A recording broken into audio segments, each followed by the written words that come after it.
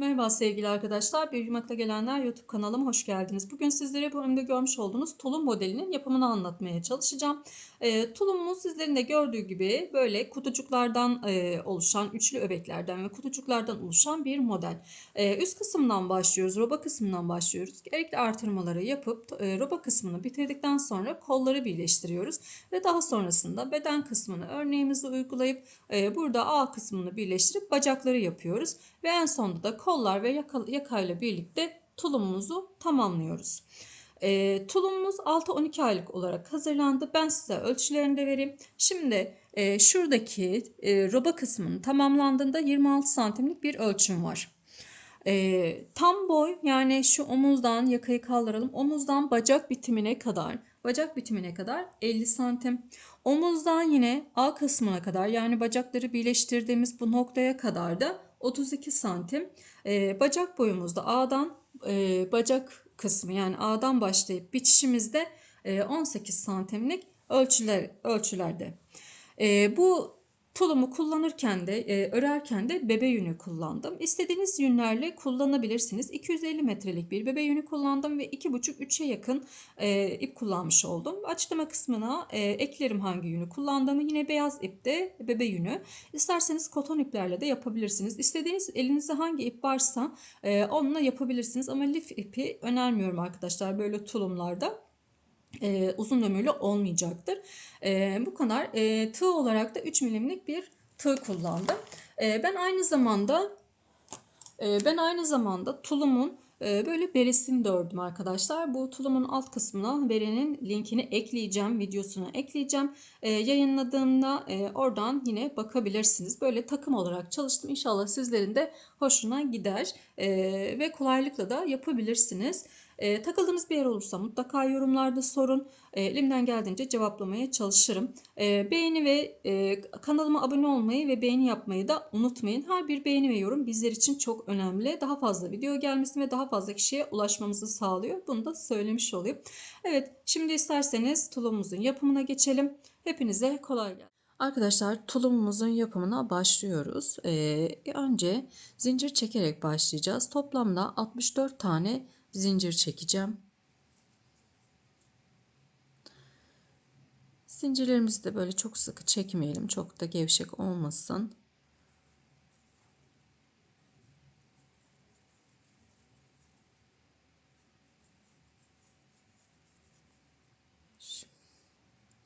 Evet, 64 tane zincir çektim. 64 tane zincirim 30 santime denk geldi.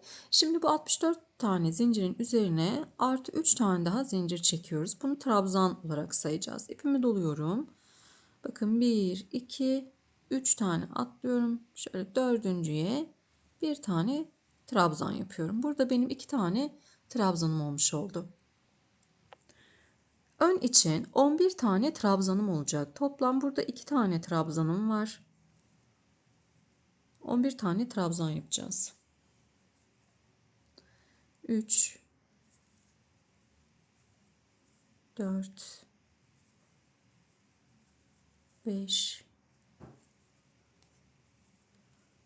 6,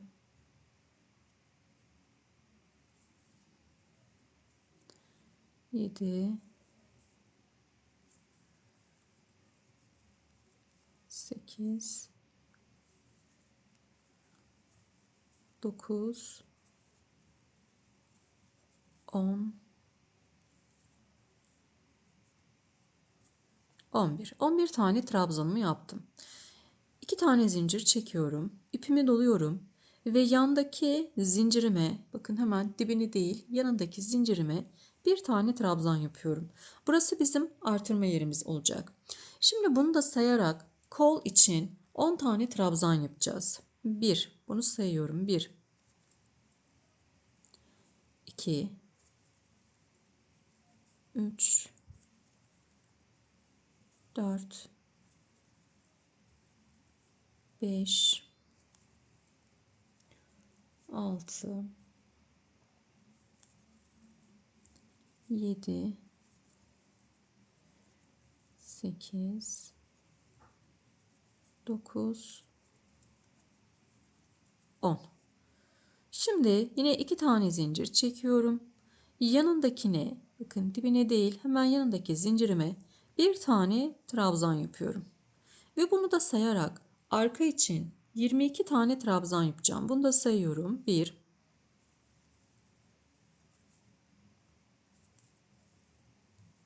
3,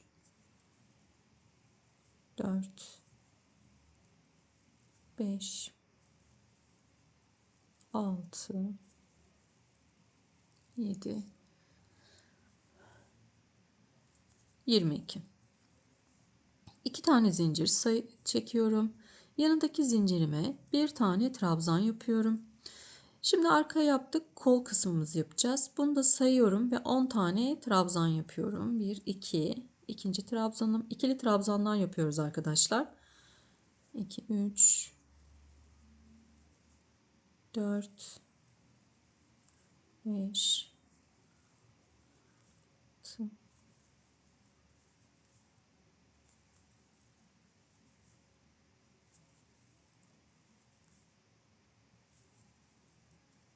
10. Yine 2 zincir çekiyorum. Yanındakine yine trabzan yapıyorum. Ve ön içinde 11 tane trabzanımız olacak. Bunu da sayıyorum. 1, 2, 3,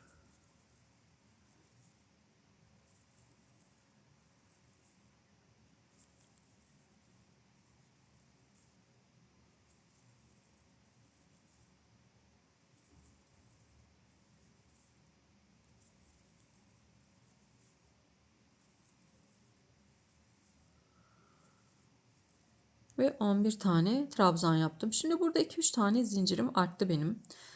Bu zincirleri fazladan çekme sebebim arkadaşlar, birazcık böyle fazla çekiyorum. Çünkü sonrasında eğer zincirim üzerine yetmezse bu sefer sökmek zorunda kalacağız. Bu trabzan yapmış olduğumuz kısımları. O kısımları sökmemek için ben bunu uzun bırakıyorum.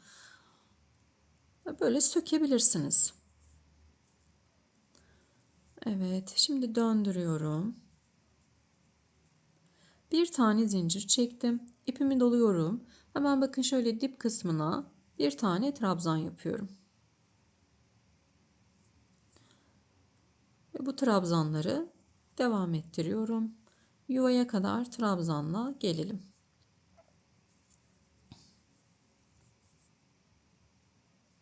Dört, beş, altı, yedi, sekiz,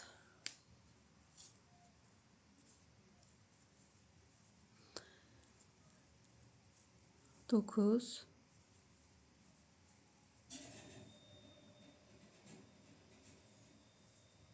10 ve 11. Zaten ön tarafta 11 tane trabzanımız vardı. Şimdi bu yuvamızın içerisine alt kısımda ilk sırada bir trabzan, 2 zincir ve bir trabzan yapmıştık. Şimdi bu sırada da 2 trabzan yapacağım. 1, 2 trabzan yapıyorum. 2 zincir çekiyorum ve aynı yere tekrar 2 tane trabzan yapıyorum. Yani bir sırada bir trabzan, 2 zincir, bir trabzan giderken diğer bir sırada 2 trabzan, 2 zincir, 2 trabzan gidecek. Bir sonraki sıra yine bir trabzan, 2 zincir, bir trabzan, hep birbirinin devamı şeklinde ilerleyecek. Şimdi devam ediyorum yine. Her bir trabzanımın tepesine bir tane trabzan olacak şekilde devam ediyorum arkadaşlar.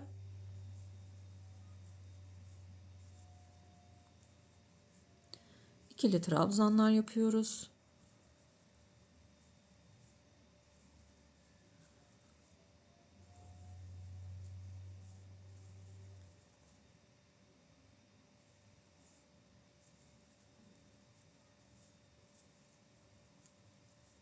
Bakın yuvaya geldim yine. Yuvamın içerisine 2 tane trabzan yapıyorum.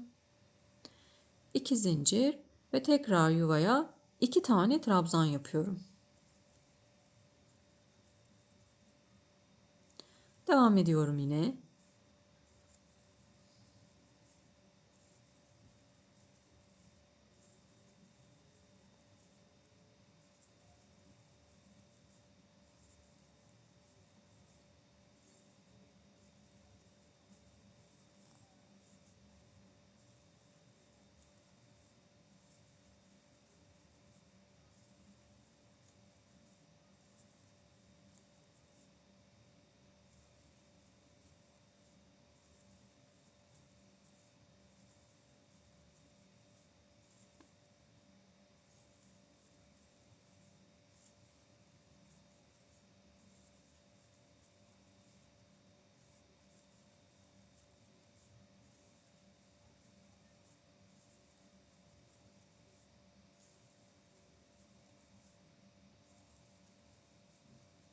Evet, diğer bir yuvaya kadar geldim.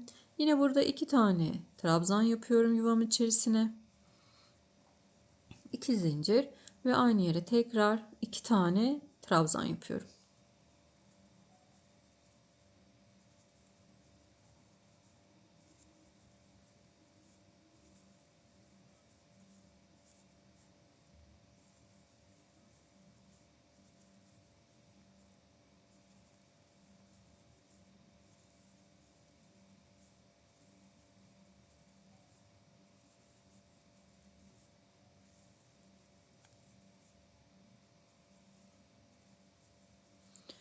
Yine yuvamın içerisinde 2 tane trabzan yapıyorum. 2 zincir ve aynı yere tekrar 2 tane trabzan yapıyorum.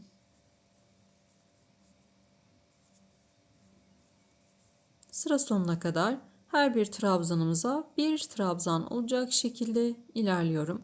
Sadece trabzan olarak ördüğüm için hızlı geçiş yapıyorum arkadaşlar. İkili trabzan, herkes ikili trabzan yapmayı bilir. Evet.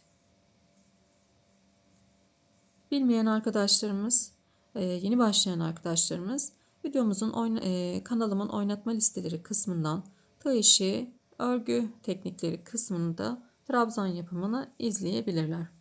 Evet, şimdi bir tane zincir çekiyorum. Şöyle bakın dibine trabzanımı yapıyorum. Başlangıçlarımızda bu şekilde yapıyorum. Burada zincir olmasını istemediğim için. Şimdi yine artırma yerine kadar gelelim. Bakalım burada kaç tane olmuş? 2, 3, 4, 5, 6, 7, 8, 9, 10, 11, 12 ve 13 tane ön kısmımızda trabzanımız olmuş. Şimdi bu sırada bakıyorum tekrar. Ne yaptık? İlk sıra 1 trabzan, 2 zincir, 1 trabzan. İkinci sıra 2 trabzan, 2 zincir, 2 trabzan. Hep birbirinin devamı şeklinde ilerleyecektik. Üçüncü sıramızda da 1 trabzan, 2 zincir, 1 trabzan.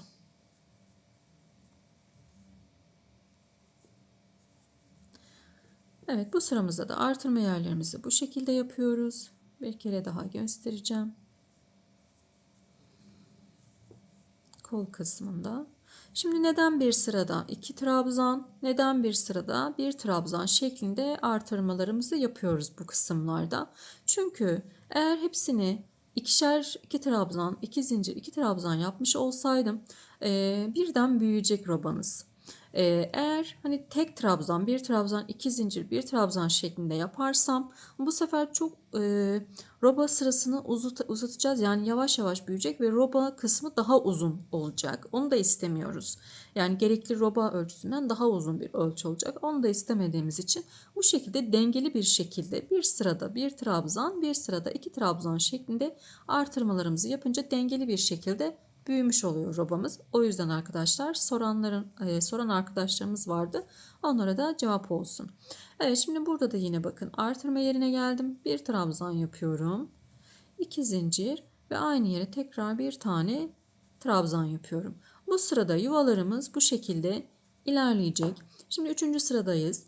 4. sırada 2 trabzan, 2 zincir, 2 trabzan. 5. sırada 1 trabzan, 2 zincir, 1 trabzan şeklinde robamızı tamamlayalım.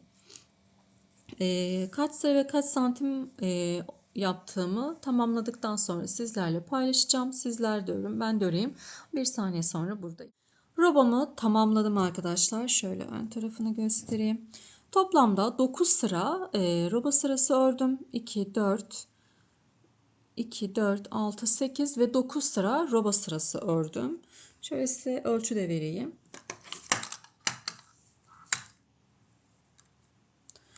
Roba kaç santim olmuş? 9 santimlik bir roba ördüm ben. 6-12 aylık olarak yapıyorum. Küçük bir tulum yapıyorum 6-12 aylık olarak. Şimdi beden genişliğimi de yine paylaşayım sizlerle.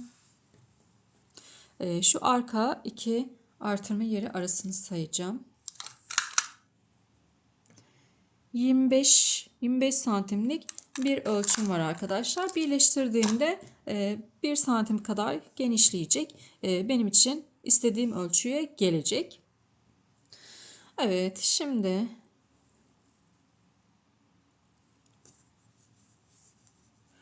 birleşim yeriyle devam edeceğiz.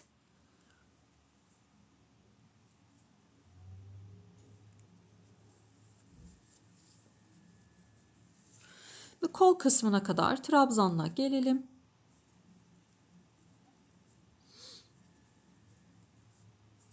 Daha büyük yapıyorsanız, mesela bir yaş yapıyorsanız roba 10 sıra olacak, 11 sıra olacak. O şekilde büyütmeniz gerekiyor arkadaşlar.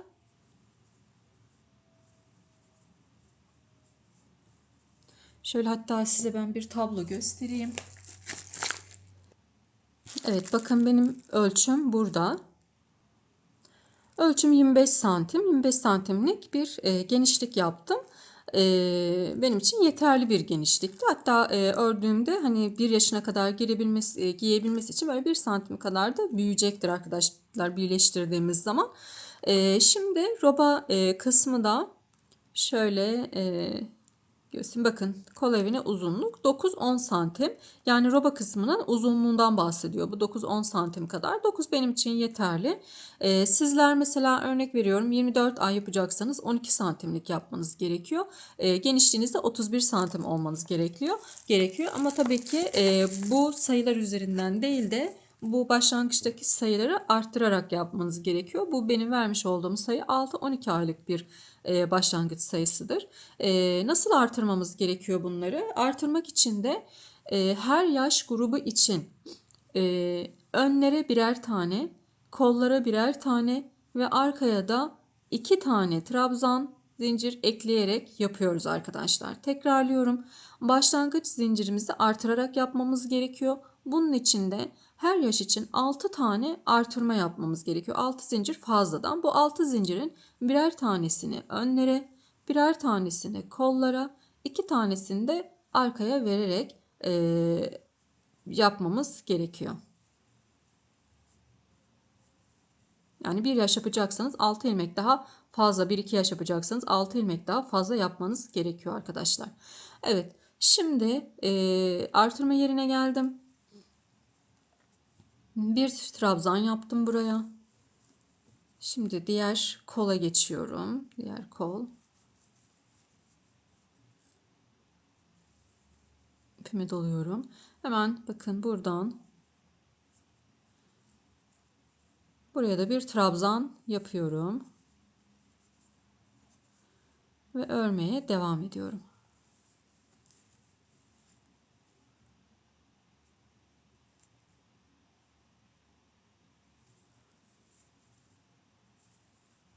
Bu kısmı birleştirmiş olduk.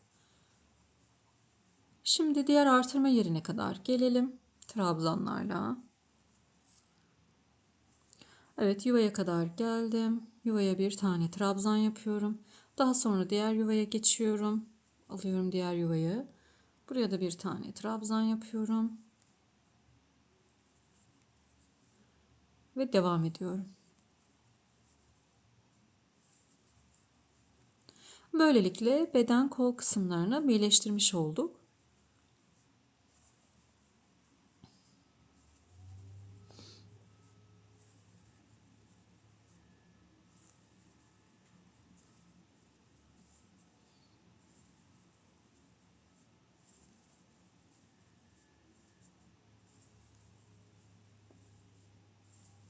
Sıra sonuna kadar her bir trabzana bir kere batarak devam ediyorum. Zaten trabzan yaparak ilerledim. Yani buraları hızlı geçiyorum. Hani sadece trabzan yapıyoruz arkadaşlar. O yüzden bu kısımları biraz hızlı geçiyorum.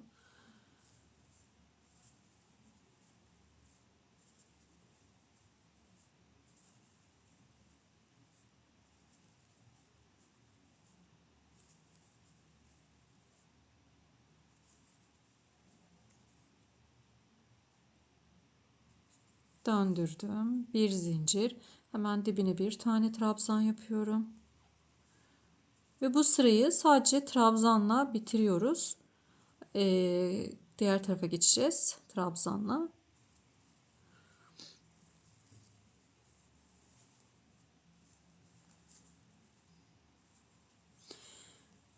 örnek kısmımıza bir sonraki sırada devam edeceğiz. Şimdi bu sırayı trabzanla diğer tarafa kadar gelelim.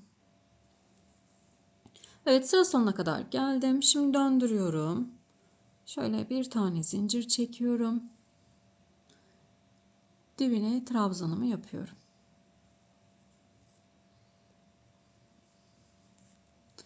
Yanındakine bir tane daha trabzan yapıyorum.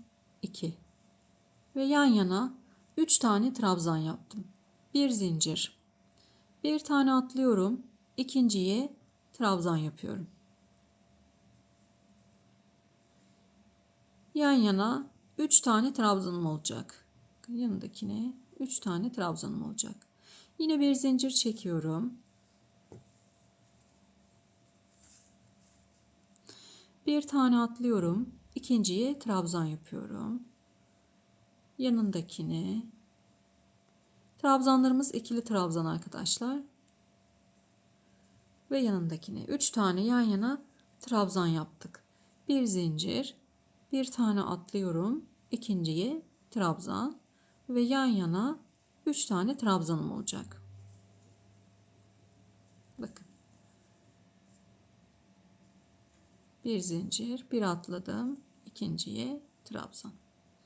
Ve yan yana 3 tane trabzanım olacak.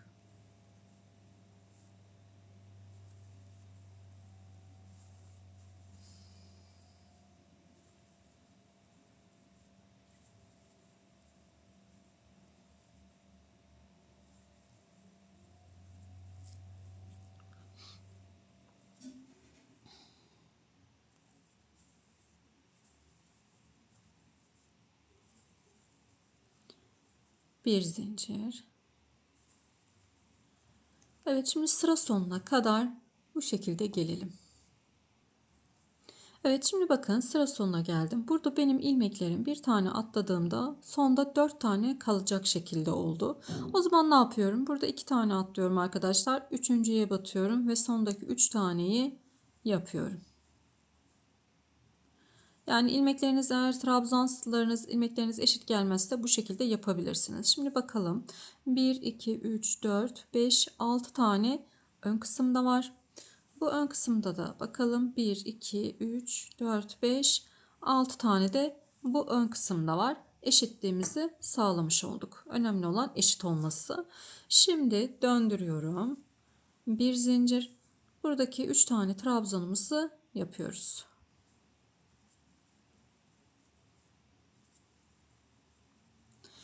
Boşluktaki boşluğa da 3 tane trabzan yapıyorum arkadaşlar. Boşluğa 2, 3. Bir zincir çekiyorum. Bu altta 3 tane trabzan yapmıştık. Ne yapıyorum? Hemen böyle geliyorum. Boşluğa, direkt boşluğa bu 3 trabzanımı atlıyorum. Boşluğa 3 tane trabzan yapıyorum. 1, 2, 3. Yine bir zincir çekeceğim. Evet, bir zincir çekiyorum. Bu üçlü öbeğimi de atlıyorum. Boşluğa geliyorum. 3 tane trabzan yapıyorum. Bir zincir. Üçlü öbeğimi atlıyorum. Buraya geliyorum. 1, 2, 3. Bir zincir. Üçlü öbeğimizi atlıyoruz. Buraya 3 tane trabzan yapıyoruz.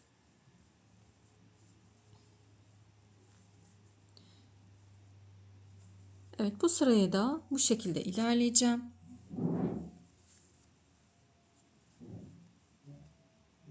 İki, 3. Bir zincir. Boşluğa 3 tane trabzan. Şimdi sıra sonuna kadar ilerleyelim.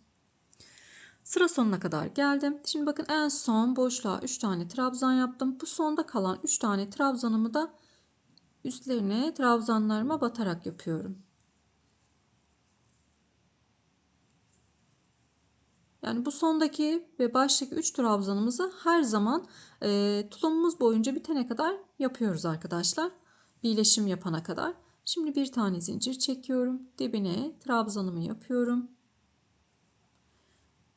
Ve 3 tane trabzanımı yan yana yapıyorum. 3 trabzanımızı yaptık. Şimdi bakın artık burada 3 tane öbeğimiz var. 3 tane trabzanımız var yani. Ne yapıyorum? Bir zincir çekiyorum. Ve bunu yine bu 3 öbeğe atlıyorum. Buradaki boşluğa geliyorum. Ve buraya 3 tane trabzan yapıyorum. Yani bir zincir çekerek hep bu üçlü öbeklerimizi atlayarak ilerleyeceğiz. 3 trabzan, bir zincir ve yine bu üçlü öbeğimizi atlıyoruz. Boşluğa 3 tane trabzan yapıyorum.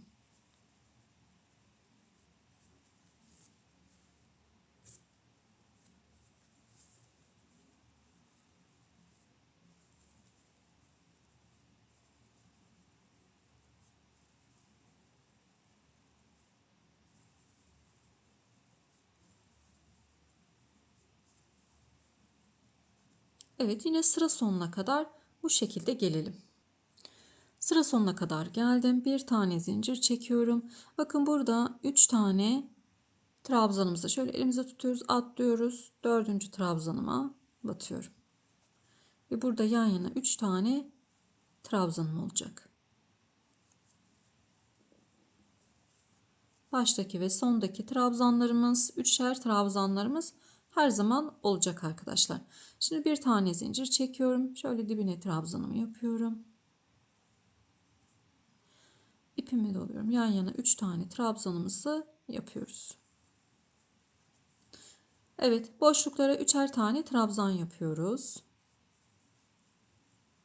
2 3 bir zincir çekiyorum. Bu üçlü öbeğimi atlıyorum. Boşluğa 3 tane trabzan yapıyorum. Bir zincir.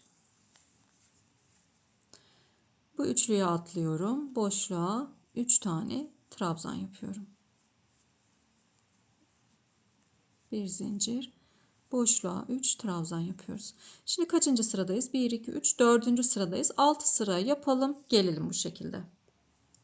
6 sıra ördüm. 1, 2, 3, 4, 5 ve 6 sıra ördüm arkadaşlar. Şimdi bir artırmamız olacak. Burada artırmalarımız olacak.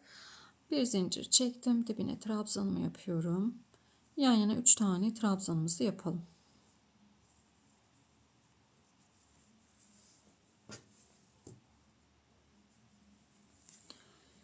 Bir zincir çekiyorum. Şimdi buradaki boşluğa 4 tane trabzan yapacağım. 1 2 3 4 bir zincir. Buradaki boşluğa 3 tane trabzan yapacağım. 1 2 3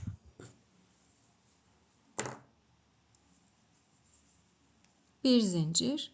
4 tane trabzan yapacağım boşluğa.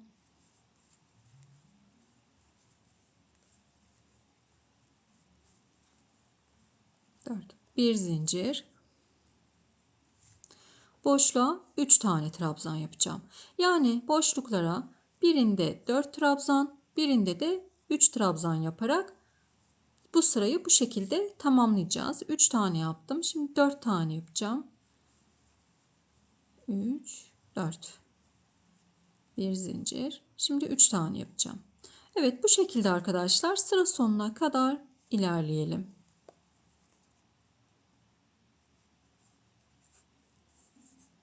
Bakın 3 trabzan yaptım burada. Burada 4 trabzan, 3 trabzan, 4 trabzan, 3 trabzan, 4 trabzan şeklinde devam edelim.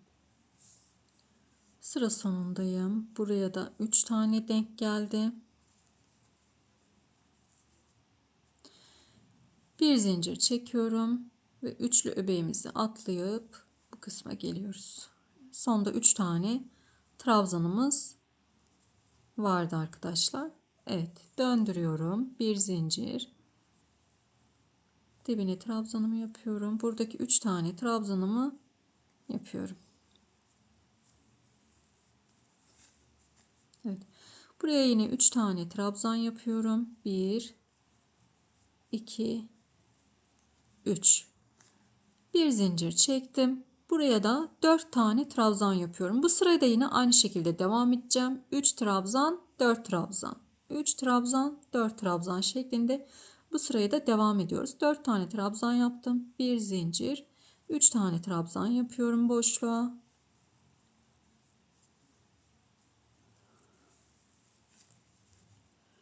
Bir zincir, 4 trabzan,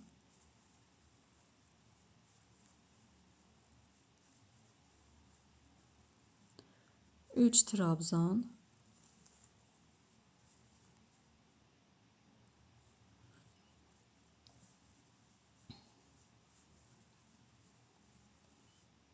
4 trabzan. Evet, yine sıra sonuna kadar ilerleyelim arkadaşlar. Bakın, 3 trabzan, 4 trabzan, 3 trabzan, 4 trabzan, bu şekilde sıranın sonuna kadar gelelim.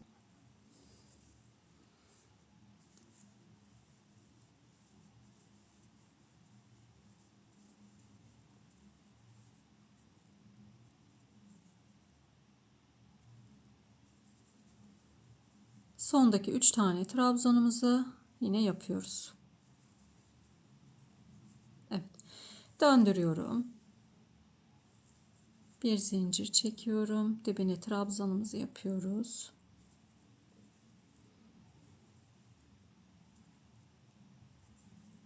Buradaki 3 trabzanımızı yapalım. Evet, şimdi bir zincir çekiyorum. Buradaki üçlü öbeğimizi atlıyoruz. Buraya yine 4 tane trabzan yapıyorum boşluğa. 1 2 3 4. Bir zincir. Boşluğa yine 4 tane trabzan yapıyorum. Artık buradan sonrasında hep 4 trabzan olarak devam edeceğiz. Başka artırmamız yok ama dediğim gibi boşluklar hep 4 trabzan olarak devam edecek arkadaşlar.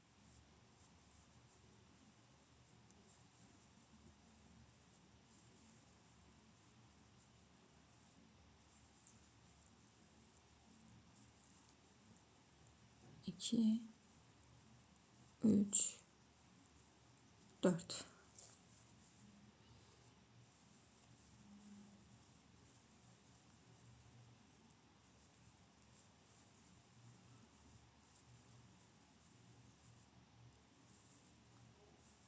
Evet, şimdi sıra sonuna kadar gelelim. Sonda 3 tane trabzanımızı yapıyoruz arkadaşlar. Evet, döndürüyorum. Bir zincir. Yine 3 trabzanımızı yapalım.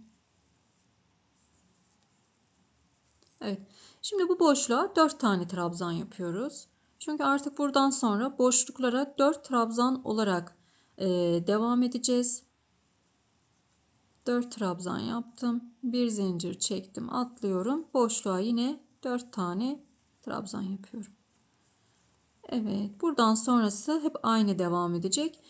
Şimdi şöyle bir genel durumumuzu ve ne kadar öreceğimizi de bir bakalım arkadaşlar. Kaç santim öreceğiz? Şöyle düzelteyim. Evet, tulumumuzun genel görüntüsü bu şekilde. Şimdi kaç santim devam edeceğim bu kısmı A kadar kaç santim devam edeceğim arkadaşlar. Omuzdan A kadar 32 santim olana kadar öreceğim ben. Dediğim gibi 6-12 aylık olarak yapıyoruz. O yüzden omuzdan A kısmına kadar 32 santim olana kadar öreceğiz. Daha büyük bir yaşlarda yapmak istiyorsanız açıklama kısmında 1 yaşına kadar arkadaşlar 1-2 yaşına kadar açıklama kısmında bu ölçüleri yazmış olacağım. Oradan kontrol edebilirsiniz ne kadar yapacağınızı. Beden genişlik ölçülerini, omuzdan ağa kadar ölçüleri, tam boy ölçüleri, bacak bitişine kadar ölçüleri, hepsinin ölçüsünü açıklama kısmına ekleyeceğim. Oradan yazabilirsiniz, bakabilirsiniz. Şimdi 32 santim olana kadar örelim bu kısmı. Sonrasında da bu ön kısmın birleşimi ve A kısmının birleşimiyle devam edelim. Arkadaşlar, ben söylediğim ölçüye kadar geldim. Şimdi burada birleşim yapacağız. Birleşimimizi de şöyle ters kısımdayım. Ters kısımdan yapacağız. Bakın şu şekilde ters kısımdayım. Şurada ilk trabzanım var. Birinci trabzanım var. Hemen onun çekmiş olduğum zincirle birlikte, yani oradaki ilk trabzanımla birlikte kaydırma şeklinde bağlıyoruz. Şimdi döndürüyorum. Düz yüzündeyim. 3 tane zincir çekiyorum. 1, 2 ve 3 tane zincir çekiyorum. Şimdi bakın şu birleştirmiş olduğumuz yer bu kısım. Hemen buraya bir tane şöyle bakın boşluğa bir tane trabzan yapıyorum. Burada zincirimle birlikte 2 tane trabzanım olmuş oldu. Şimdi bir tane zincir çekiyorum ve boşluğa geliyorum. Boşluğa da 4 tane trabzan yapıyorum. 2, 3, 4 tane trabzan yaptım. Bir zincir. Geliyorum buraya. Burada da yine aynı şekilde 2, 3, 4. Bir zincir. 4 tane trabzan yapıyorum. Şimdi sıra sonuna kadar gelelim arkadaşlar. Sıra sonuna kadar geldim. Şimdi burada bir tane zincir çekiyorum. Şu en sondaki burası hani bizim başlangıç ve bitiş noktamız. Buradaki 3 taneye atlıyorum ve şu en sona 2 tane trabzan yapacağım. 1, 2. 2 tane de burada vardı. Burada 4 tane trabzanımız olmuş oldu. Birleşimimizde şurada 3 tane zincir çekmiştik. Bununla birleştiriyoruz arkadaşlar. Evet. Şimdi burada birleşimimizi yaptık. Bu arkada da işaretleyicimizi taktık arkadaşlar. Nasıl taktık? Tam böyle koyduğumuz zaman tam denk gelen kısmına şöyle yakınlaştırayım.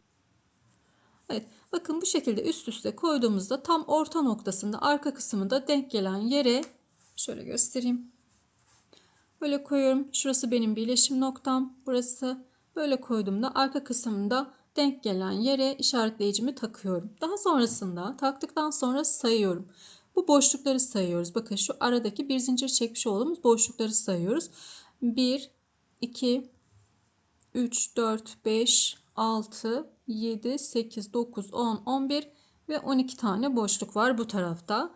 Bu tarafı da sayalım. 1, 2, 3, 4, 5, 6, 7, 8, 9, 10, 11 ve 12. 12 tane boşluk da bu tarafta var. Yani buradaki boşluklarınız eşit olması gerekiyor. Sizin kaç tane kutucuğunuz, boşluğunuz varsa ona göre eşitliği sağlamanız gerekiyor arkadaşlar. Şimdi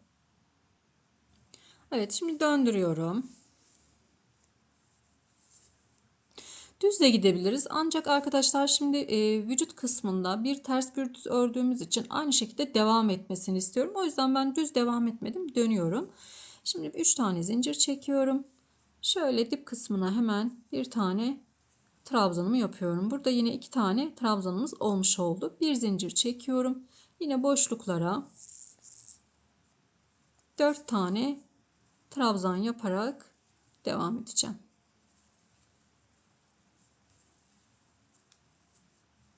Bir zincir, boşluğa 4 trabzan,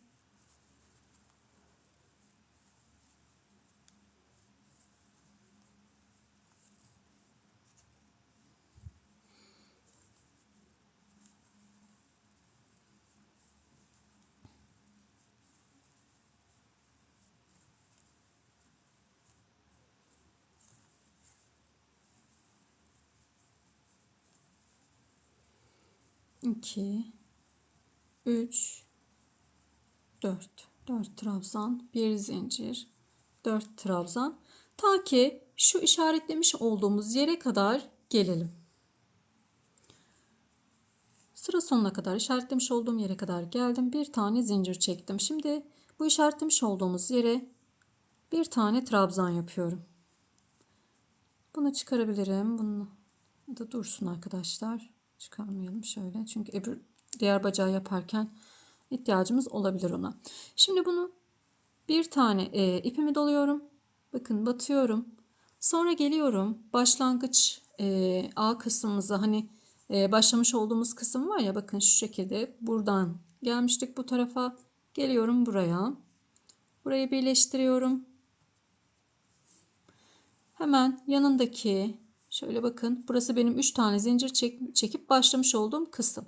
Şu dibindeki tekrar yapıyorum bakın ipime doladım battım hiçbir işlem yapmadım. Bu başlamış olduğum yerde şöyle dip kısmına şuraya batıyorum ipimi aldım şöyle geçirdim normal trabzanımı yapıyorum. Ve 3 tane zincir çekmiştik. Bu kısımla da birleştiriyorum. Evet, böylelikle bacağımızı birleştirmiş olduk arkadaşlar. Bacak kısmını birleştirmiş olduk. Döndüm. Şimdi şu anda bu kısmı, buradaki bacak kısmını örüyoruz. Döndüm. Şimdi kaydırmayla buraya kadar geleceğim. Şöyle kaydırıyorum. Bir tane daha kaydırdım. Ve yuvamın içerisine geldim. 1, 2, 3 zincir çekiyorum. Buraya 3 tane trabzan yapıyorum. Zincirimde 4 tane olmuş olacak. 4 tane trabzanım olmuş olacak. Bir zincir çektim. Devam ediyorum, yine 4 tane trabzan yapacağım.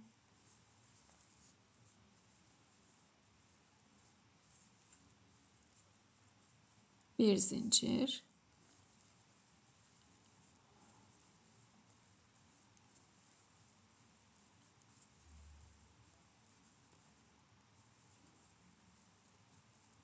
Her bir boşluğa yine 4'er tane trabzan yaparak ilerliyorum.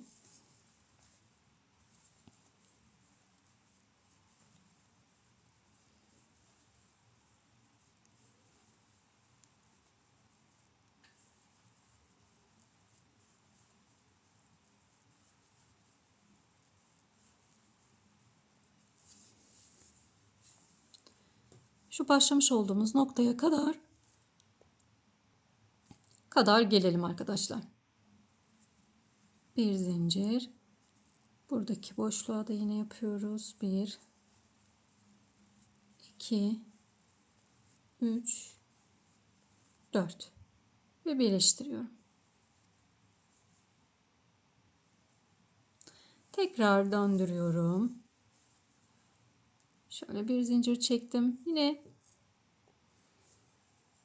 burada bir zincir çekerek birleştiriyoruz arkadaşlar. Orayı yanlış söyledim. En son başlangıç noktamda bir zincir çekerek birleştirdim.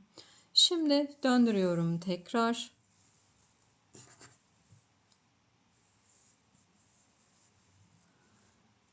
Bir, iki, üç zincir çekiyorum ve bu boşluğa yine 3 tane trabzan yapıyorum. Zincirimle birlikte 4 tane trabzanım olmuş olacak. Bir zincir.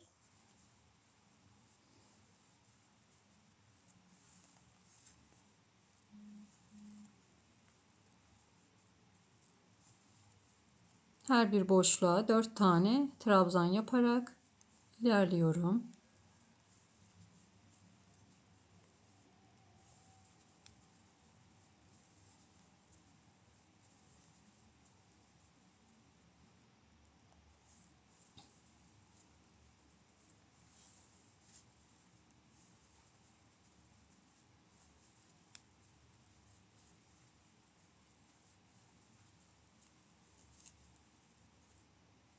Sıra başına kadar gelelim. Şimdi arkadaşlar burada 12 tane boşlukla başladık. Bu birleştirme yerimizle birlikte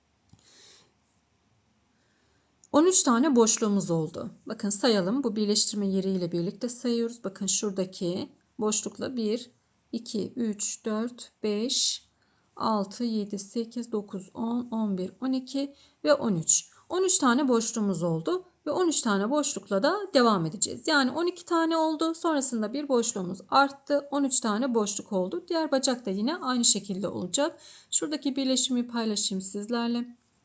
Sıra sonuna kadar geldim. Bir zincir çektim ve kaydırıyorum. Şimdi tekrar yine döndürüyorum.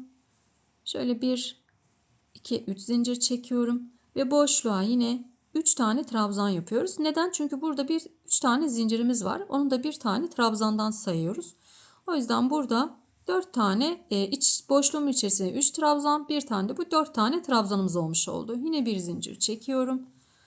Devam ediyorum.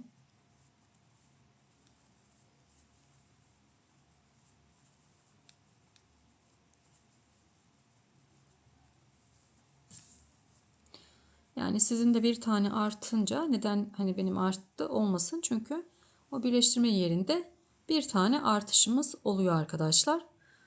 13 tane ile devam edeceğiz. Şimdi böyle 4'er tane trabzanla yapalım. Birazcık ilerleyeceğim. Daha sonrasında 3 trabzanı düşürüp bacakta eksiltmeye gideceğim arkadaşlar. Ben o kısma kadar öreyim. Kaç sıra ve kaç santim ördüm, ne kadar ördüm ve ne kadar da eksiltmeye gittim sizlerle paylaşacağım. Arkadaşlar bacak boyunu 10 santim kadar ördüm. Şimdi geri kalan kısmını eksilterek devam edeceğiz.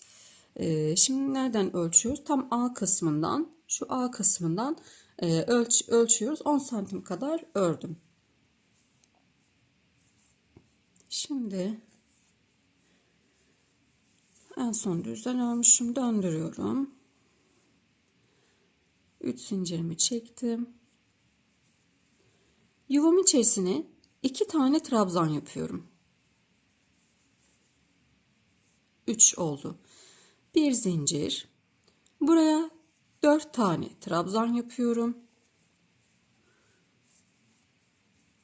3 4 bir zincir. 3 tane trabzan yapıyorum.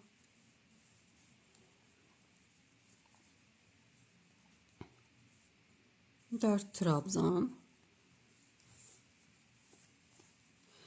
Aynı bedendeki gibi eksiltmeye gidiyoruz.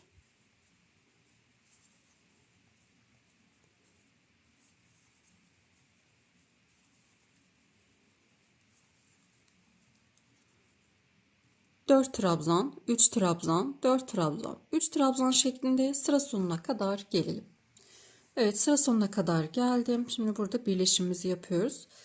Sıra sayısı sanırım vermedim eksiltme yerine gelmeden. 10 santim benim 9 sıram oldu arkadaşlar. 9 sırada 10 santimi yakaladım. 9 santimden sonra 9 sıradan sonra eksiltmeye gittim. Yani 10. sıram eksilttim. Şimdi yine 3 tane zincir çekiyorum. Yuvaya 3 tane, bu boşluğa 3 tane trabzan yapacağım. Zincirimle birlikte 2 tane yapıyorum. Bir zincir. Yandakine de 3 tane yapıyorum. Artık bu sıradan sonra 3 tane trabzan olarak gideceğiz. Her boşluklara 3 trabzan yapıyoruz.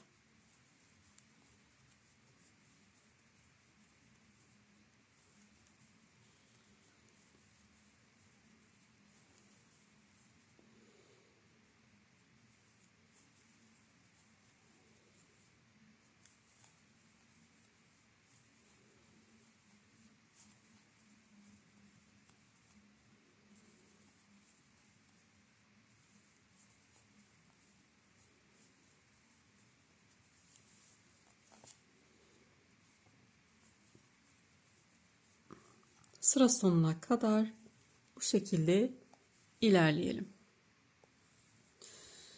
Evet, sıra sonuna kadar geldim. Bir zincir döndürüyorum. 2 zincir daha çekiyorum. Buraya 2 tane trabzan yapıyorum. Zincirimle birlikte 3 tane trabzan olmuş olacak. Şimdi buradan sonrası boşluklara 3'er tane trabzan olacak şekilde ilerleyeceğiz. Toplamda bacak boyumuz 18 santim olacaktı arkadaşlar. 2-3 santim kadar bir farklı bir renkte tam bilek kısmında bir işlemimiz var. 2-3 santim diyelim ona. 3 santim yapıyoruz. Şimdi kaç santimse ona göre yapacağız. Şöyle bir ölçelim. Bakalım kaç santim olmuş bacak boyumuz. Şu son yapacağım sıraya da bakıyorum. 13 santimlik bir bacak boyum var.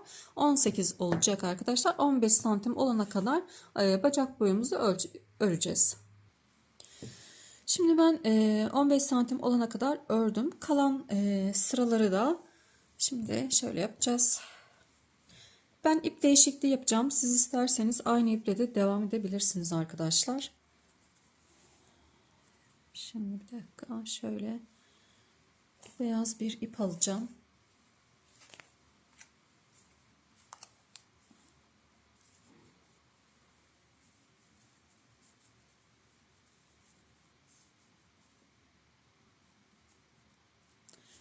İpimizi takıyoruz buraya.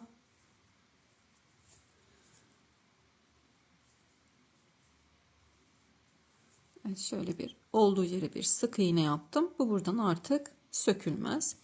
Şimdi bir iki tane zincir çekiyorum. Şu yeşil ipimi buradan kesebilirim artık, tulumun ana rengini. Bununla işim bitti. Evet. Düz yüzündeyiz örgümüzün. Şimdi buradaki şöyle yakınlaştıralım. Yanındakine trabzan yapıyorum.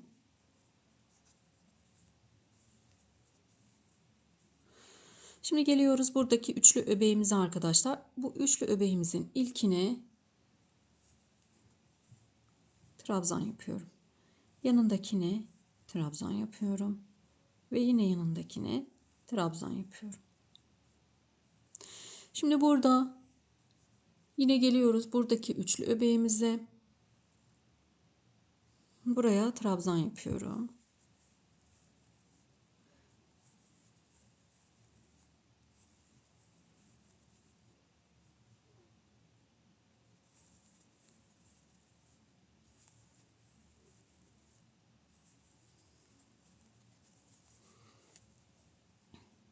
Bakın geldik buraya.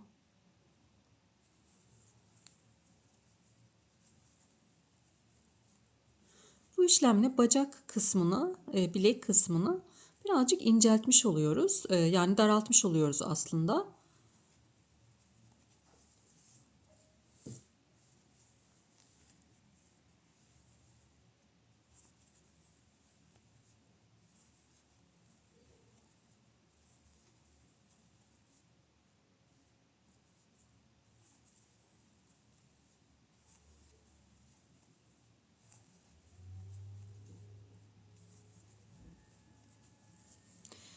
Sıra sonuna kadar gelelim arkadaşlar.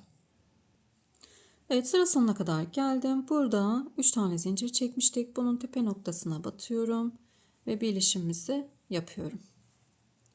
Bir tane zincir çektim. Şimdi lastik yapacağız bilek kısmını.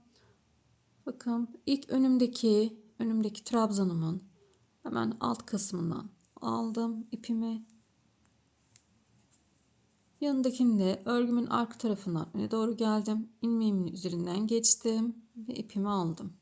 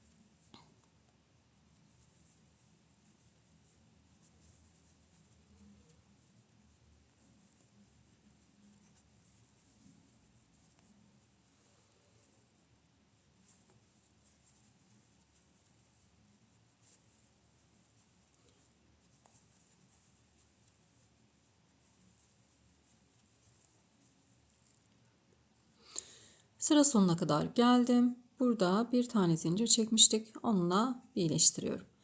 Bir zincir çekiyorum yine. Bu sefer ön kabartılı olan yerleri önden, arka kısımda kalan küçük yerleri de arkadan alıyoruz arkadaşlar. Bakın ön kabartıyı önden alıyorum. Arka kabartı gibi olan kısmı da, küçük olan kısmı da arkadan alıyorum.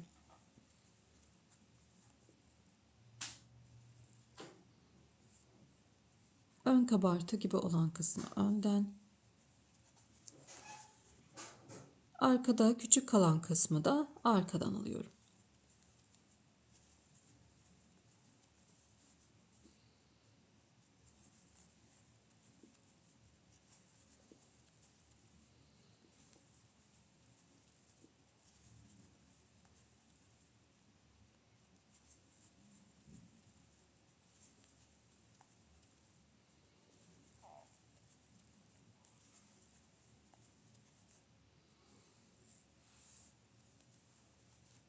Ve sıra sonuna kadar bu şekilde ilerleyelim.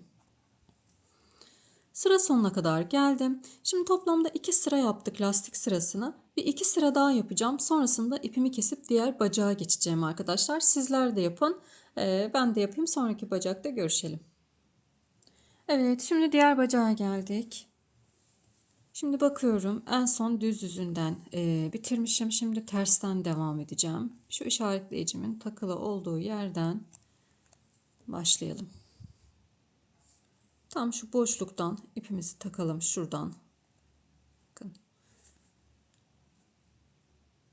3 tane öbeğim var. Bakın bacak kısmımın diğer tarafı burada. Buradan takacağım ilmeğimi.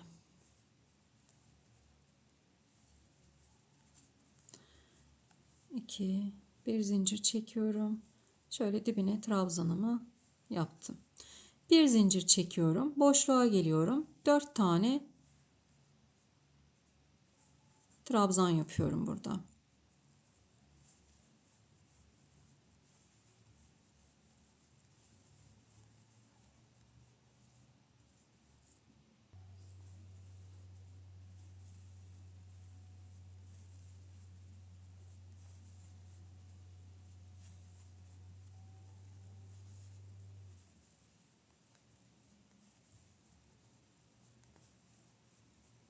Her bir boşluğa 4 tane trabzan yapıyorum arkadaşlar. Diğer bacaktaki gibi.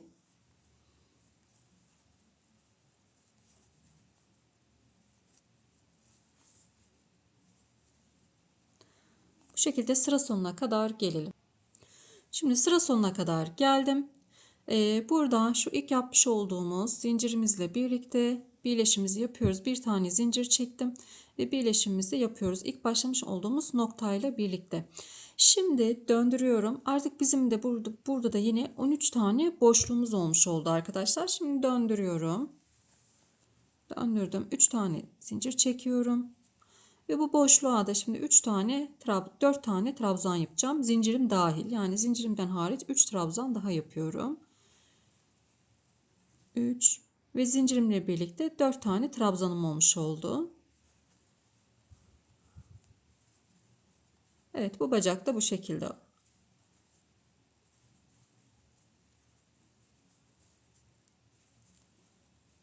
Evet, şimdi yine sıra sonuna kadar her birine 4'er tane yaparak gelelim arkadaşlar.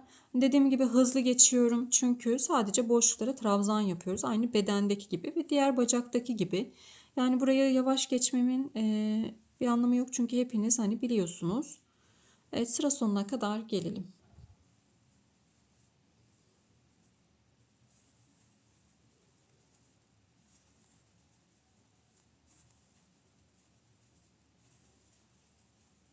Dört tane yaptım, bir zincir ve birleştiriyoruz. Bir zincir döndürüyorum. 3 tane boşluğa yine 4 tane trabzan yapıyorum. Evet, sanırım anlaşıldı. Yani zincirimle birlikte 4 tane trabzan olacak. Evet, anlaşıldı sanırım arkadaşlar. Bu bacak da bu şekilde ilerleyecek. Şöyle göstereyim. Bakın. Bu bacağı da bu şekilde ilerleteceğiz. Şimdi burada 10 sıra kadar yapmıştık. 9 sıra yapmıştık. 10 santim yapmıştık. Burada da yine 9 sıra 10 santimlik bir bölüm yapacağız. Yine eksiltmeye gideceğiz. Yani önce 4 3 4 3 şeklinde yapacağız. Sonrasında 3 3 devam edeceğiz. Ve lastik kısmımızı yapacağız. Yani bu bacaktan ne yaptıysak burada da yine aynısını yapacağız arkadaşlar. Şimdi beden genişledikçe bu 9 santim uzayacaktır. Yani bacak boyu uzadıkça bizim burada yapmış olduğumuz 10 santimden sonra eksiltme işte 11, 12, 13 diye gidecektir. Bunu da hani büyük beden yapacak olanlar için söylemiş olayım. Şimdi bu bacak kısmınızı yapalım. Daha sonrasında da bu ön kısmının yapımıyla yani buradaki bu düğme iliklerin açımıyla devam edelim. Diğer bacağı da tamamladım. Bacakları bitirmiş olduk. Şimdi ön kısmına geçeceğiz. Ben bir kolu da hazırladım arkadaşlar. Diğer kolunu beraber öreceğiz. Ama öncelikle ön kısımlarının bu pat kısımlarını, kenar kısımlarını yapmamız gerekiyor. Bunun için de ipimizi alalım. Şimdi tulumumuz bu şekilde. Bacaklar ön bize bakıyor. bu taraftaki, yani sol taraftaki kısımdan, buradan başlayacağız. Dip kısmından. Şimdi şöyle, evet. Şuradan başlıyoruz arkadaşlar. Bakın en dip kısmından açık kalan birleşim yeri burası. Yani ön kısmımızın birleşim yeri burası. Ben direkt buradan başlıyorum.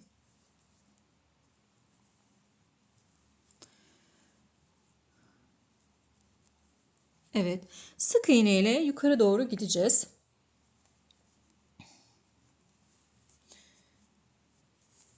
Şimdi biraz yakınlaştır. Aynı yere iki kere batmayacağız. Şöyle boşluklara bulduğumuz sıra sıra, bakın buraya.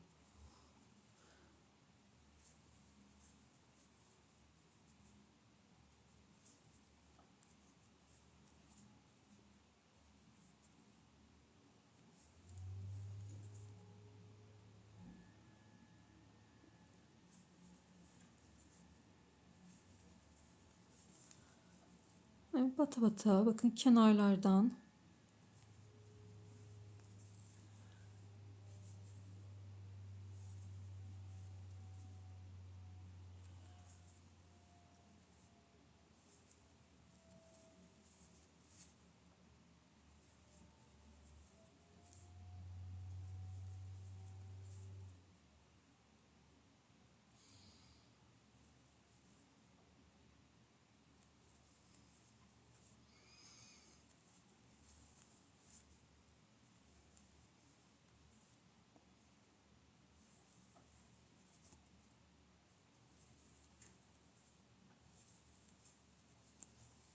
Bu başa kadar gelelim arkadaşlar, bu şekilde. Evet, yakaya kadar geldim. Şimdi yakanın etrafına şöyle göstereyim. Burası yakamız. Yakamızı da yine bu tarafa kadar geleceğiz. Yakaya da bir sıra sık iğne olarak öreceğim arkadaşlar. Yaka kısmını da. Şöyle dönüşümü sağlamak için de aynı yere bir tane daha sık iğne yapıyorum. Aynı yere iki kere battık. Devam ediyorum. Burada tek kalan kısımlar var, bakın. İlmekler var. Buralardan ilmek alarak örüyorum.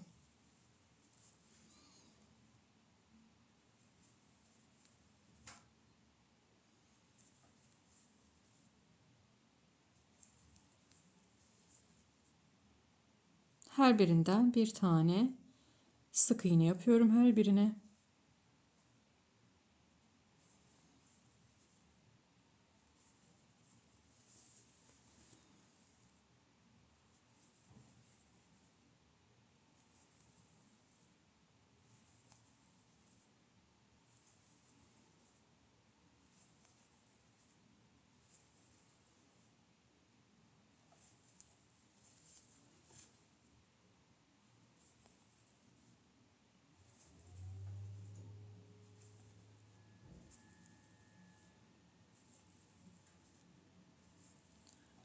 Evet, yaka boyunca diğer yakaya kadar, buradaki yakaya kadar gelelim. Yakaya kadar geldim. Yine dönüşümü sağlamak için aynı yere bir tane daha sık iğne yapıyorum ve aşağıya doğru diğer taraftaki gibi iniyoruz arkadaşlar. Aynı yere iki kere sık iğne yapmıyorum. Böyle boşluklara, yani sıra sıra kısımlara batıyoruz. Burada dikkat etmeniz gereken nokta, diğer tarafta yakada kaç tane sık iğne yaptıysak burada da yine o kadar sık iğnemiz olması gerekiyor. Ona da dikkat edelim arkadaşlar. Hani eşitliği sağlamak için, çünkü düğme iliği ayırdığımızda eşit olsun, iliklerimiz karşılıklı eşit olsun. Böyle bir dengesizlik olmasın. Ama bir iki tane fazladan da oluyorsa önemli değil. Böyle 5-6 tane falan çok olur. O yüzden ona dikkat edelim. Sayarak ilerleyelim. Yine burayı da dibe kadar, dip kısmına kadar aynı bu şekilde sık iğneler yaparak inelim. Şimdi bakın, sıra sonuna kadar geldim. Yine burada birleştirmiş olduğumuz nokta bu kısım. Hemen aynı diğer tarafta başlamış olduğumuz yerden Bakın buradan başlamıştık. Başlamış olduğumuz yerden en son sık iğnemi yaptım. Şimdi döndürüyorum. Yukarı doğru bir zincir çektim. Dibine sık iğne yapıyorum. Ve her bir sık iğneme bir tane sık iğne denk gelecek şekilde örerek başa kadar geleceğim. Daha sonrasında bir sıra daha yapacağız. Aşağı doğru geleceğiz ve 3 sırada bu kısmı tamamlayacağız arkadaşlar. Şimdi hem yukarıya gelelim. Daha sonrasında dönüp aşağı kısmına kadar gelip buradaki ipimizi koparalım. Diğer tarafa geçeceğiz. Burada düğme iliği yeri ayıracağız arkadaşlar. Bu kısma gelelim, devam edelim. Evet, şimdi diğer tarafa geçtik. Burada işaretleyiciler taktım. İpler, bunu ipleri takmış olduğum yerler düğme ilikleri ayıracağımız yerler arkadaşlar. Ben önce en dibe taktım bir tane. Yani en dipteki açık olan kısma taktım. Daha sonrasında en başa taktım ve araları eşit bir sayıda böldüm. Benim iki işaretleyicim arasında 8 tane sık iğne mevcut. Her bir düğme iliği arasında 8'er tane 8'er tane sık iğne mevcut arkadaşlar. Yani her 8 sık iğnede bir düğme iliği yapacağım. Her 8 sık iğnede bir düğme iliği yapacağım bu şekilde. Şimdi üst kısımdan başlayacağız örmeye. Şöyle buradan başlayalım. Buradan takıyorum. Şunu da yürütmüşüm, buradan keseceğim.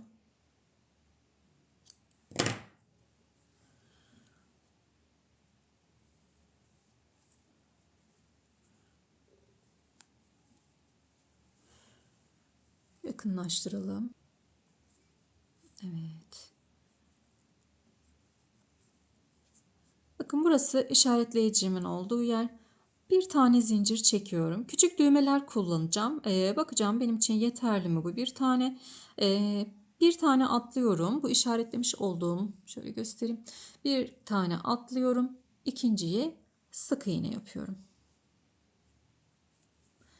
Şimdi yanındakine de bir tane sık iğne yapıyorum. Bir bakacağım buradaki düğme iliğinden benim düğmem geçecek mi arkadaşlar? Şöyle. Evet. Kullanacağım düğme buradan geçiyor.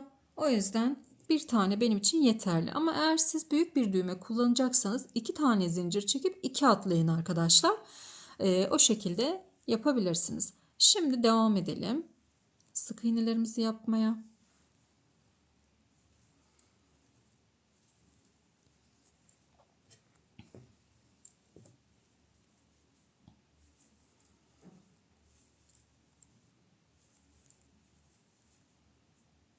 Evet, işaretleyicimin olduğu yerdeyim. Bir tane zincir çekiyorum. Bu işaretlediğime atlıyorum. İkinciye sık iğne yapıyorum. Ve devam ediyorum.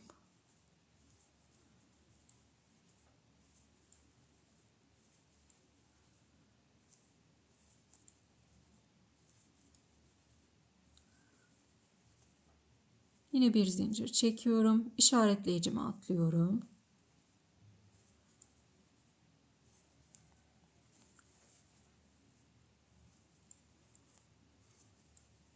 Dediğim gibi sizin düğmeleriniz büyükse 2 zincir çekin. Zincirlerinizi de çok sıkı çekmeyin. Sonra 2 atlayın.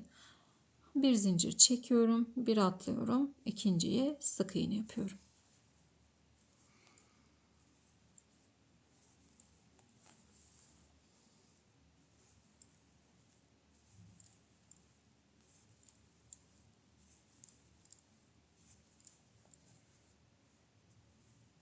Bir zincir, ikinciye sık iğne.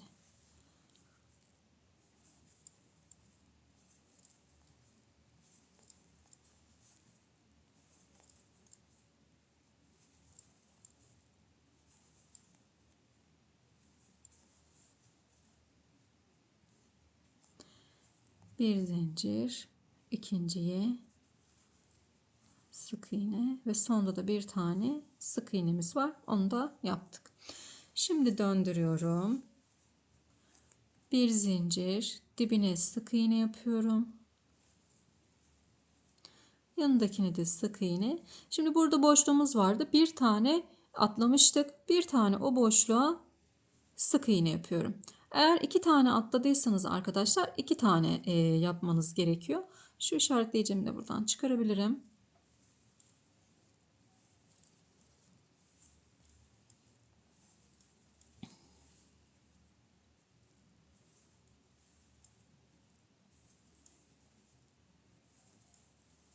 Evet, burada yine düğümü iliğindeyim. Bir tane sık iğne yapıyorum buraya ve devam ediyorum. Şimdi başa kadar aynı şekilde yapalım ve en baş kısmında ipimizi keseceğiz arkadaşlar.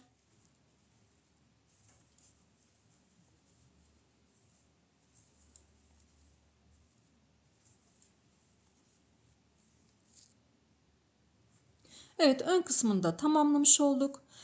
Düğmelerimizi sonra dikeriz arkadaşlar. Şimdi kol kısmıyla devam edelim. Şöyle. Şimdi bakıyorum en son düz kısmını bitirmişim. O zaman ne yapıyorum? Tersten ipimi takacağım.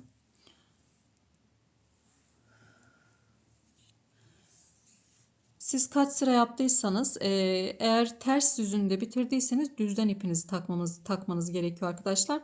Onu da dikkat edelim.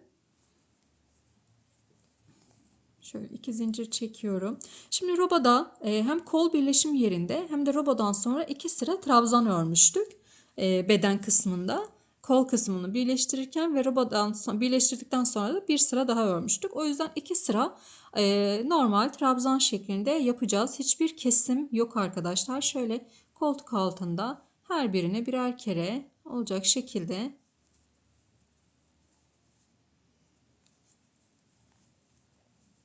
batarak ilerleyeceğim. Bir tarafı yapınca sayın kaç kutucuk olduğunu, diğer tarafta da yine aynı şekilde o kadar kutucuk olması gerekiyor. Ona da dikkat edelim. Evet, şimdi her birine birer tane trabzan olacak şekilde batıyoruz. Ve dediğim gibi hiçbir eksiltme yapmayacağım arkadaşlar. Şimdi 2 sıra böyle trabzan örelim. İkili trabzan 2 sıra örelim. Sonrasında da örnek kısmına geçiş yapalım. 2 sıra trabzan sıramızı ördük. Şimdi döndürüyorum. Bir zincir çektim. Hemen dibine bir tane trabzan yapıyorum. Şimdi yan yana 3 tane trabzan yapacağım.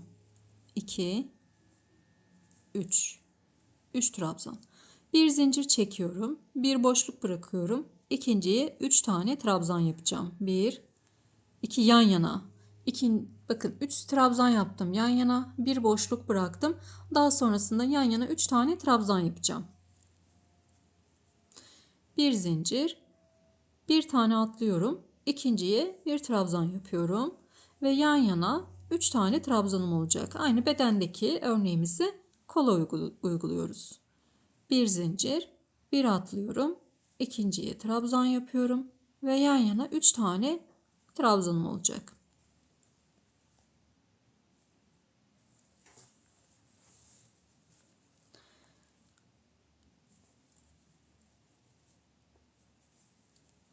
İkili trabzanlar yapıyoruz.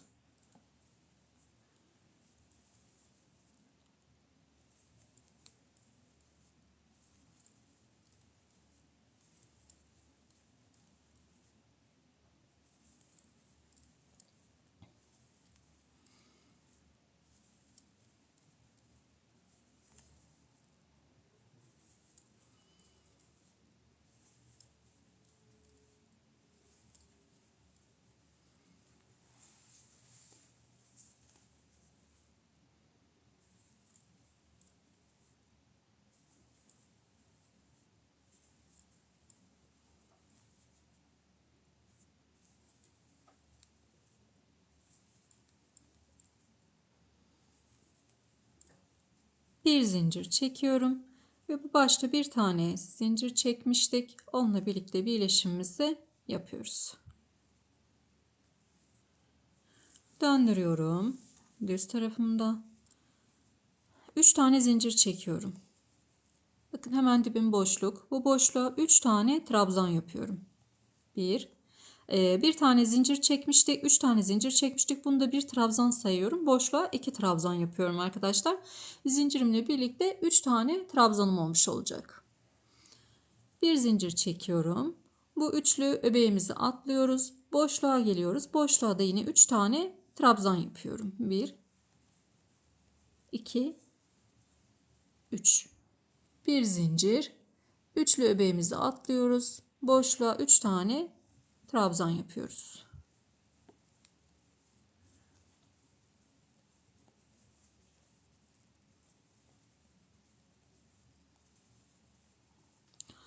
Aynı bedende yapmış olduğumuz işlemin aynısını burada da yapıyoruz arkadaşlar. Hiçbir değişiklik yok.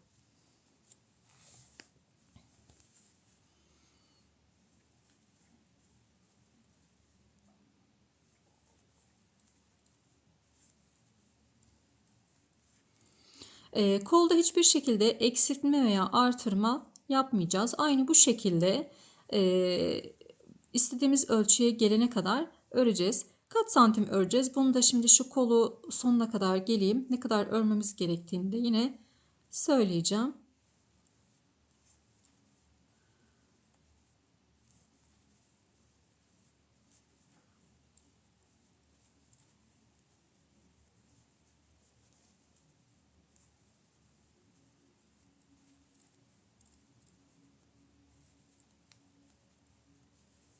Bakıyorum.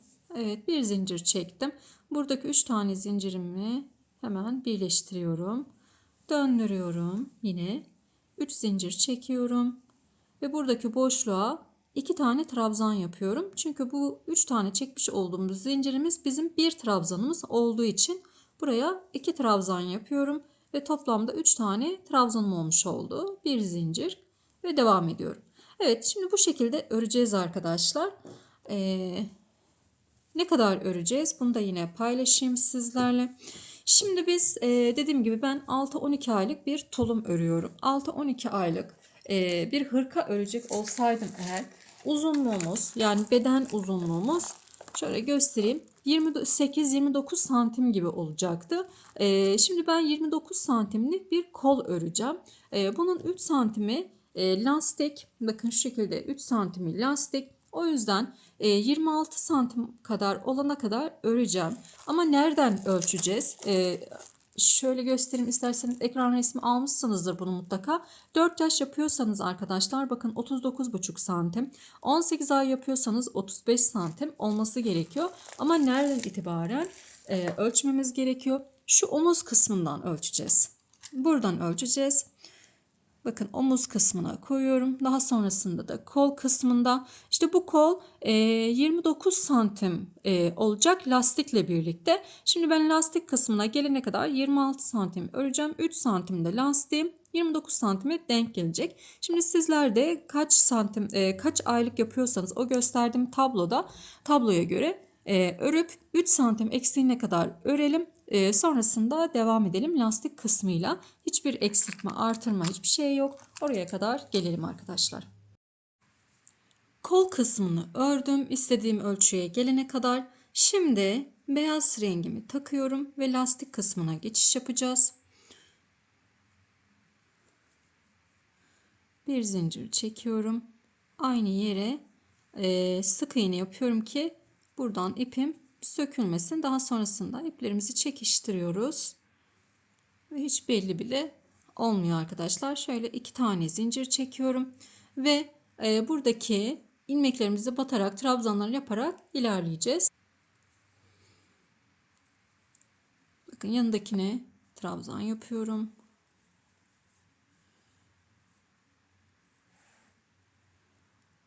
Buraya değil, buraya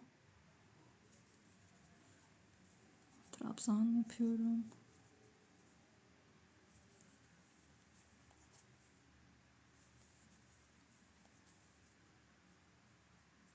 Bakın buna değil, buna.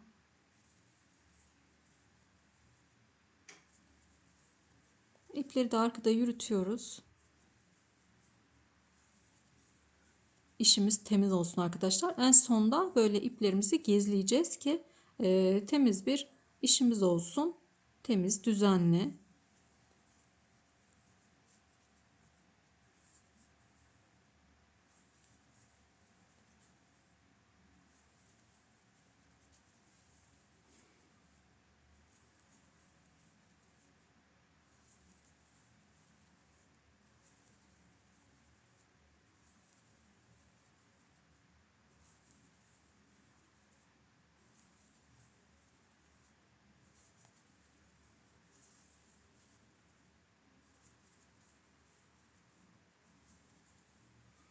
Sıra sonuna kadar gelelim.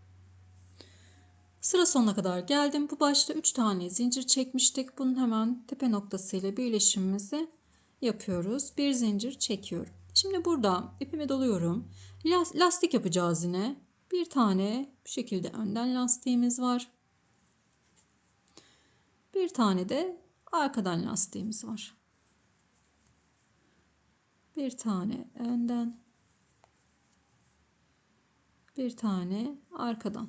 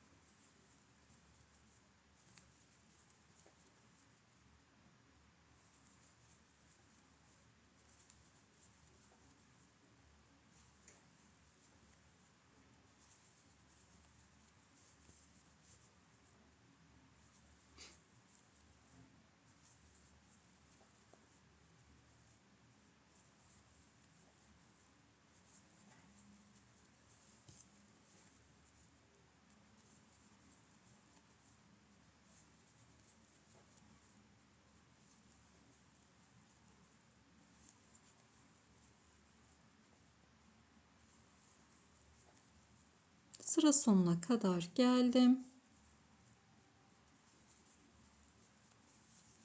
Burada yine bir tane zincir çekmiştik. Hemen tepe noktasıyla birleşimimizi yapıyoruz kaydırma tekniğiyle. Bir zincir çekiyorum yine. Şimdi bakın ön kabartılar ve arka tarafta kalan küçük ilmeklerimiz var. Ön kabartılarımızı yine bu şekilde önden alıyorum. Arkada kalan da örgümün arka yüzünden gelip ilmeğimin üstünden geçiyorum ve geri dönüyorum. Ön kabartılarımı önden, arkadaki küçük ilmeklerimi de üzerinden geçiyorum. İpimi alıyorum ve geri çıkıyorum.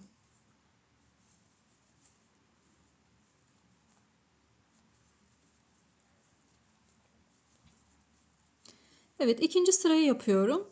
Kolda 4 sıra olacak. Yani 4 sıra lastik sırası olacak. İkinci lastik sırasındayım. 4 sıra yapıp kolda sonlandıralım arkadaşlar. Eğer hani tulumuzu daha büyük yapıyorsanız bu lastik sırasını uzatabilirsiniz. Kolu tamamlayıp yakaya geçelim.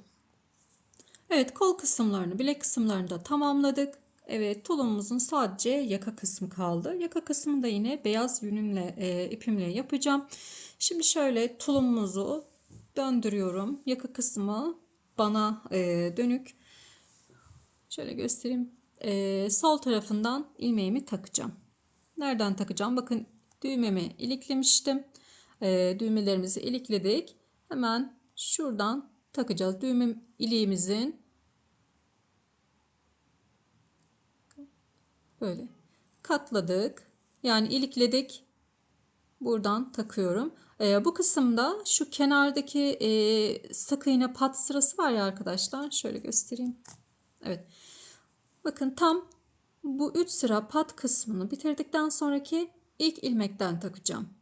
Böyle söyleyeyim. Yani eğer düğmelerinizi dikmediyseniz pat sırasını ön kısım için yapmış olduğumuz 3 sıralık sık iğne sırasını atlıyoruz ve kenarından takıyoruz. Ve bu şekilde ilmek olarak değil, arka kanadından şöyle yakınlaştıralım. Bakın arka kanadından takacağım arkadaşlar. Bu şekilde. Öndeki kanadı kalacak. Arka kanadından ipimi takacağım.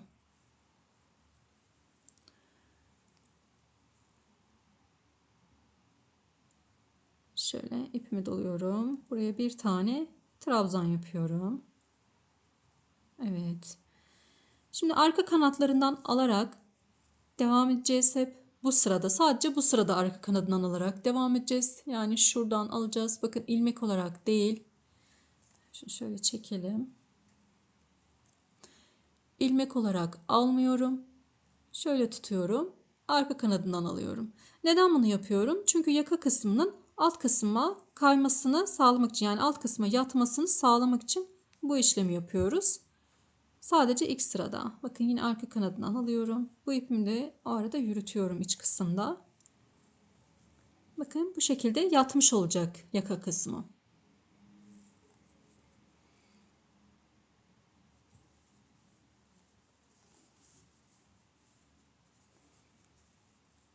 Arka kanatlarından alacağım.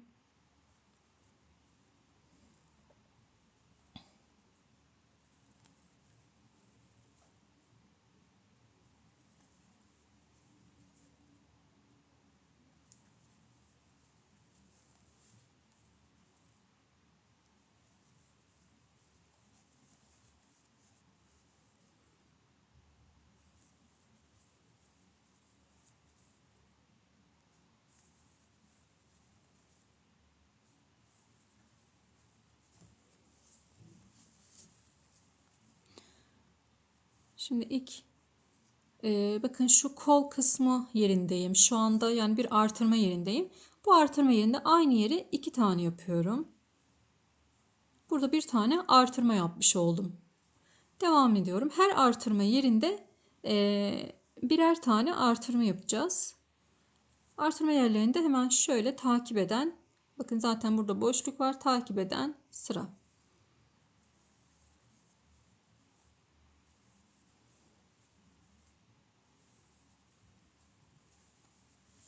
Burada da bir artırmamız olacak.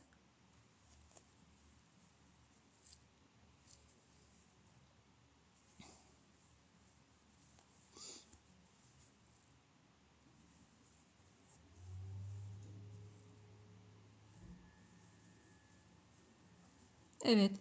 Hemen bakın bunun üzerindekine 2 tane trabzan yapacağım. Bir taneyi yaptım. Aynı yere bir tane daha yapıyorum. Böylelikle artırma yapmış oluyoruz. Bu artırmaları da ilk bu sırada yapacağız. Başka hiçbir sırada artırmamız olmayacak arkadaşlar.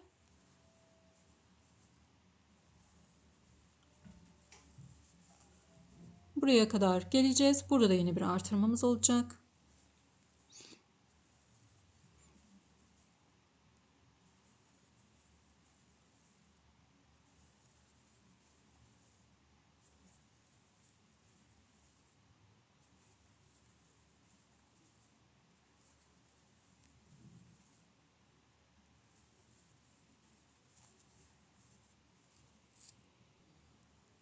Bakın geldim oraya kadar. Aynı yere 2 tane trabzan yapıyorum. Şimdi sıra sonuna kadar bu artırmaları da yaparak gelelim arkadaşlar. Şimdi sıra sonuna kadar geldim. Burada da yine 3 sıra, bakın şurada 3 sıra pat sıramız var. Oraya kadar gelelim. Evet. Evet, 3 sıra pat sıramız. Şöyle göstereyim. Bakın 1 2 3 döndürüyorum.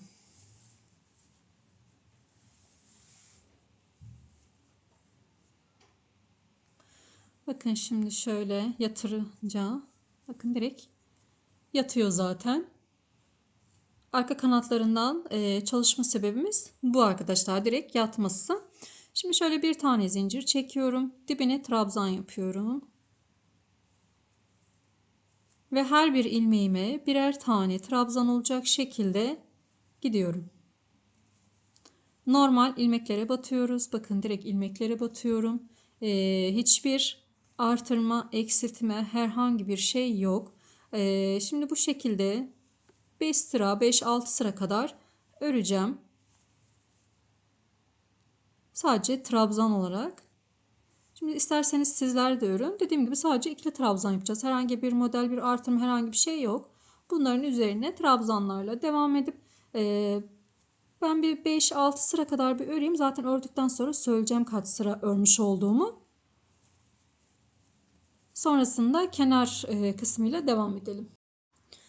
5 sıra ördüm. Benim için yeterliydi. Şimdi bir sırada üzerine sık iğne gideceğiz arkadaşlar. Bunun için şimdi ben düz kısımda en son bitirmiş oldum. Burada ipimi keseceğim. Sık iğne sırası da düz kısmına denk gelsin istiyorum. Eğer sizin için fark etmezse buradan devam edebilirsiniz. Veya eğer hani daha fazla sırada yaptıysanız ve terste kaldıysa aynı o şekilde devam edin. Şimdi ben direkt buradan takacağım ipimi.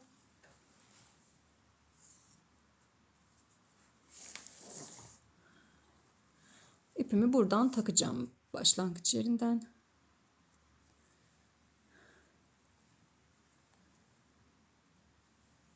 Bir tane sık iğne yaptım buraya. Her bir ilmeğime bir tane sık iğne yapıyorum.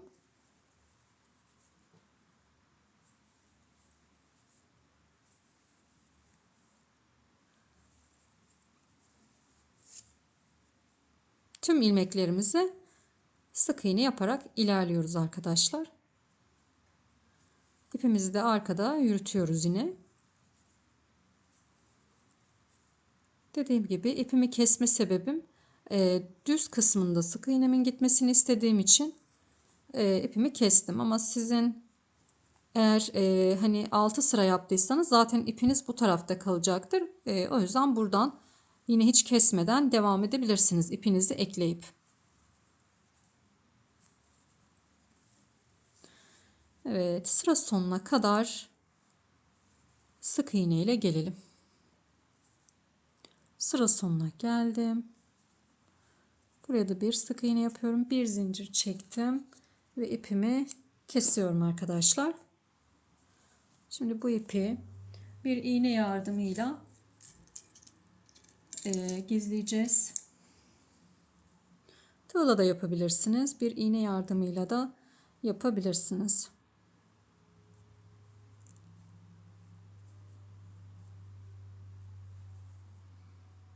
Şöyle ilmeklerin arkalarından iğnemizi geçirerek ipimizi gizledik. Evet, şimdi keselim.